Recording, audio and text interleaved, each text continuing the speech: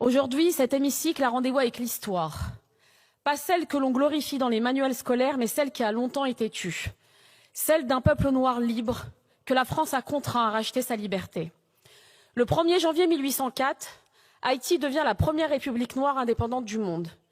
Une victoire arrachée par d'anciens esclaves contre l'armée la plus puissante de l'époque, celle de l'Empire français.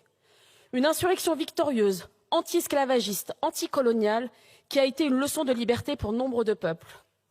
La France quittera ainsi Haïti, mais y reviendra en 1825, lorsque Charles X imposera sous menace militaire une rançon de 150 millions de francs or pour indemniser les anciens colons. Pour compenser, dit-on, la perte de ce que la France n'aurait jamais dû posséder, des êtres humains. Ce que la France a fait ce jour-là, c'est une extorsion, c'est une punition, c'est une leçon de soumission infligée à tout peuple colonisé qui osa, 20 ans plus tôt, prendre sa liberté sans permission. C'est la France orgueilleuse, enivrée de désir de domination, qui ne supportait pas l'idée qu'on lui tienne tête. Pourtant, Haïti a payé, et elle a payé jusqu'au dernier centime. Mais elle ne l'a pas seulement fait avec une montagne d'argent, elle l'a fait avec ses terres bradées, avec son économie saignée et avec ses générations sacrifiées. Cette dette n'était pas un contrat, c'était une camisole. Et pour y faire face, Haïti n'a eu d'autre choix que de replonger dans l'engrenage de l'endettement. Auprès des banques françaises d'abord, britanniques ensuite, puis américaines, livrant jusqu'à ses recettes douanières à des créanciers étrangers. L'indépendance arrachée par le sang a été rachetée au prix fort, non pas pour la liberté, mais pour rester debout. C'est cela la double dette. Une première dette imposée par les chaînes de l'esclavage, une seconde scellée par les chaînes de la finance. Haïti a brisé les fers du maître, mais la France lui a mis les chaînes de la dette et elle en paie encore le prix.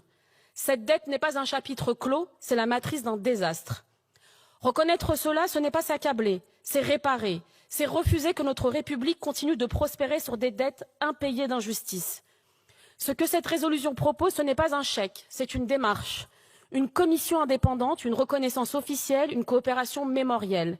Elle ne demande pas une charité, elle exige ce qui a été dénié si longtemps aux Haïtiens, la justice. Et à ceux qui craindraient que ce geste crée un précédent, je réponds, cette dette est unique, elle est documentée, elle a été extorquée par la France à un État souverain, ce n'est pas un cas général, c'est un cas d'école. À ceux qui disent il ne faut pas rouvrir les plaies, je dis, les plaies sont encore béantes. L'injustice continue tant qu'elle n'est pas reconnue. Haïti n'est pas un pays pauvre, c'est un pays appauvri. Un pays que l'on a méthodiquement privé de ses ressources, sucre, café, tabac, de ses moyens et de son droit à l'autodétermination.